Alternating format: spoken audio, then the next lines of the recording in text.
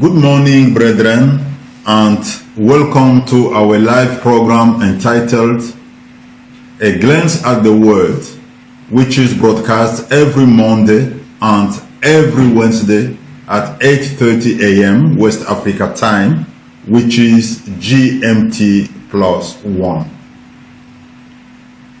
Today's topic is entitled very simply, Being a Servant of God. Being a servant of God. Let's read in the book of Joshua chapter 1, verses 1 and 2. Joshua chapter 1, verses 1 and 2. After the death of Moses, the servant of the Lord, it came to pass that the Lord spoke to Joshua, the son of Nun, Moses' assistant, saying, Moses, my servant, is dead. Now therefore arise, go over this Jordan, you and all this people, to the land which I am giving to them, the children of Israel. So you see in verse 1 a very important thing. The Bible says, after the death of Moses, the servant of the Lord, the servant of God, the servant of Yahweh, the servant of Jehovah. It came to pass that the Lord spoke to Joshua the son of Nun, Moses' assistant. Many of the versions say the servant of Moses. In the French version, for example, it is clearly said the servant of Moses. So we see these two characters, these two biblical characters, Moses and Joshua. Moses was a servant of God, while Joshua was a servant of Moses. The Bible doesn't call him a servant of God, not at this time yet. You know, being a Christian is not enough to be considered as a servant of God, even though God himself calls all of us to be his servants. Because remember, the very first reason, or the main reason why God had saved us from hell is for us to serve him, is for us to become his servants. When we read in the book of Exodus chapter 4 verses 22 to 23, we see God telling Moses to tell Pharaoh, let my son go that he may serve him, that he may serve me. Sorry, let my son Israel go so that he may serve me, so that he may become my servant. In other words, and our own way to salvation is comparable to the exodus of the Israelites from Egypt into Canaan. Now, in Egypt, the Israelites were serving Pharaoh and the Egyptians. Thus, the Israelites were in the service of Pharaoh in Egypt, which means that the Israelites were servants of Pharaoh. So every Israelite was a servant of Pharaoh. In the same way, we too, before we became Christians, we were servants of the God of this world, because the Bible says that the whole world is under the dominion of the wicked one, under the dominion of the God of this world. So being in this world, being part of this world, you are a servant of this world, and you are a servant of the ruler of this world, the God of this world. That is what we were. We were servants of the God of this world. We were in bondage in this world before we were saved. And in the same way, that the Lord Almighty commanded Pharaoh to let his people go and serve him, in the same way God also commanded the evil one to let us go in order to become his servants, to become God's servants, in order to serve God and God alone. And God raised Moses to lead the people of Israel from the bondage of Egypt into the freedom of Canaan, into the service of the Lord. So he raised Moses to take the people of Israel from bondage to become servants of the Almighty God. In the same way, God sent his only begotten Son, Jesus Christ, to lead us from the bondage of this world into the kingdom of God. To lead us from being bond servants of this world to become servants of God, of the Almighty God. So Yahweh or Jehovah delivered us from hell, from the bondage of the wicked one, to make us become his servants. Now, let me tell you that not all of us become servants of the Almighty God, even though we may have accepted Jesus Christ as our sole leader. Following Jesus Christ makes us disciples of Jesus Christ, not necessarily servants of Jehovah. This actually was the case with Moses and Joshua. Moses on one hand and Joshua on the other hand. Moses was the servant of God, while Joshua was not. Joshua was instead the servant of Moses. Now, what is important for us is to know what made Moses be the servant of God and Joshua only the servant of Moses, but not the servant of Joshua. Of course, apart from the fact that it is God himself who calls whoever he wants and appoints him, and chooses him and appoints him as his servant. Now, the first and most important thing that we see in these two verses that we read here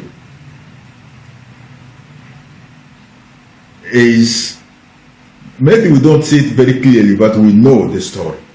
And so the very first important thing is the fact that by that time, Moses has had a personal encounter with God, while by that same time, Joshua had not yet had any personal encounter with God.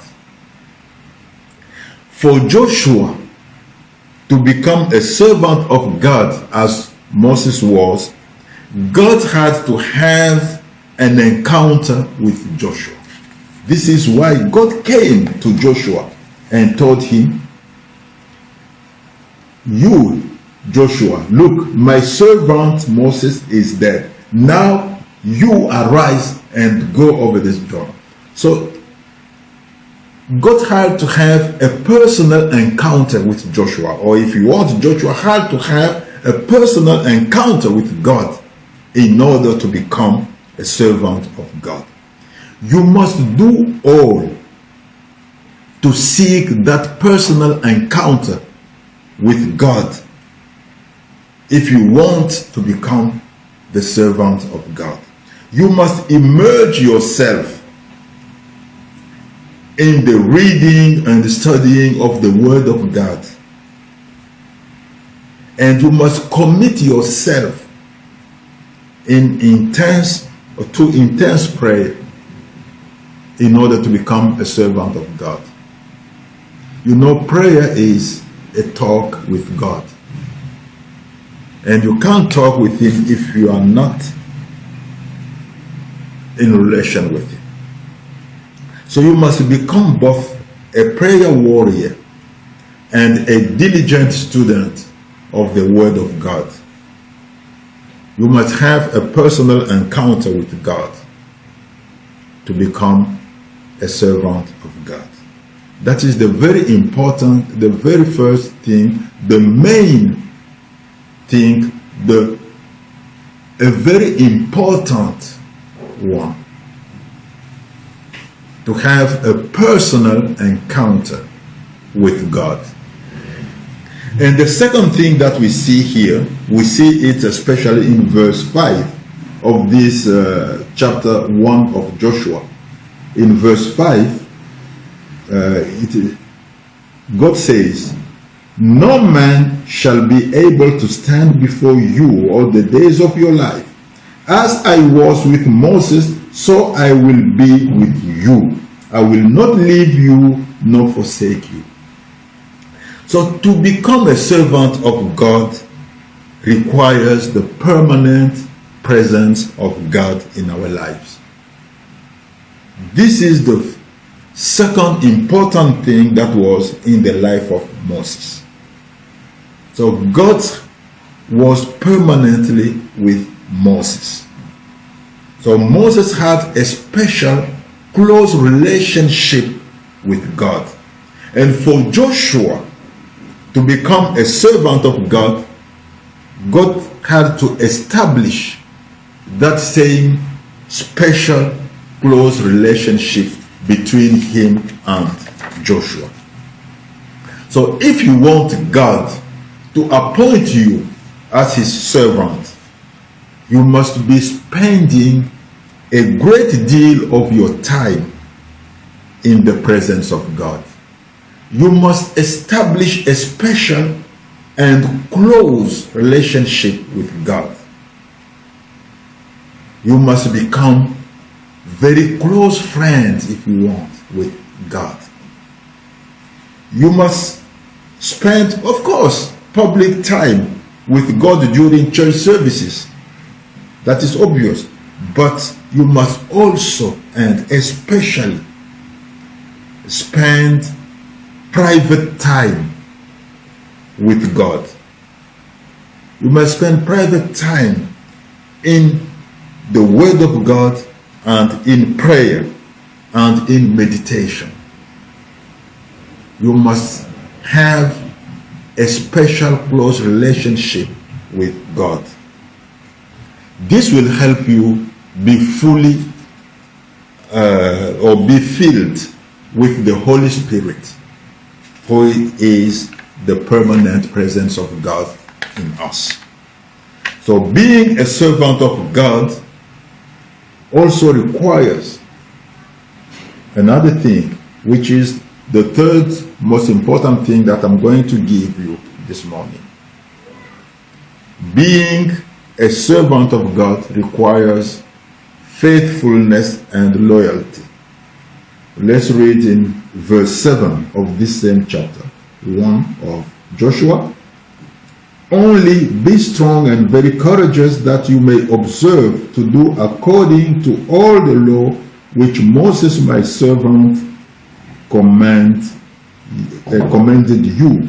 Do not turn from it to the right hand or to the left, that you may prosper wherever you go."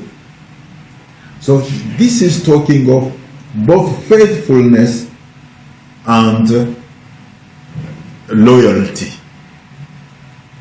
So you have to be faithful and loyal at the same time. These are two very important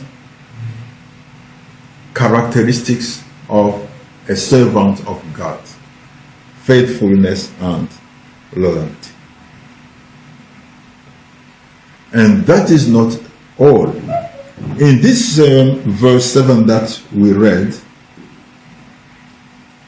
let me see. No, let's read in yes, in that verse even. But even in verse 6 also, we see two other characteristics which are given. It is strength and courage.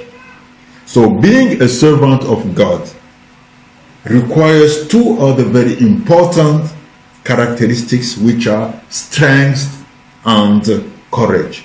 Of course, you will say that it's the Lord who gives us strength. That's true. But look here, God told Joshua, be strong. So you have to do all yourself to get that special strength that the Lord is talking about. And it also requires courage, because you will have to face many situations that a coward will not go through. So you have to be courageous. You have to be strong and you have to be courageous. And God gives much importance in these two characters, strength and courage. You know, God himself says that he confirms any statement of his by the word of 2 or 3 witnesses. And in this chapter 1 of Joshua, we have at least 3 witnesses who show us the importance of strength and courage. These witnesses are verse 6, verse 7, and verse 9, I think. Yep, verse 9. So verse 6, verse 7, and verse 9 are witnesses to the fact that strength and courage are very strong to be a servant of God. So you see, Joshua had to meet all these requirements we talked about for God to consider him as his servant, as a servant of God. And these are the same requirements that we need to meet in order to be servants of God. We need, first of all, to have a personal encounter with God. Secondly, to be filled with the Holy Spirit by spending much time with God.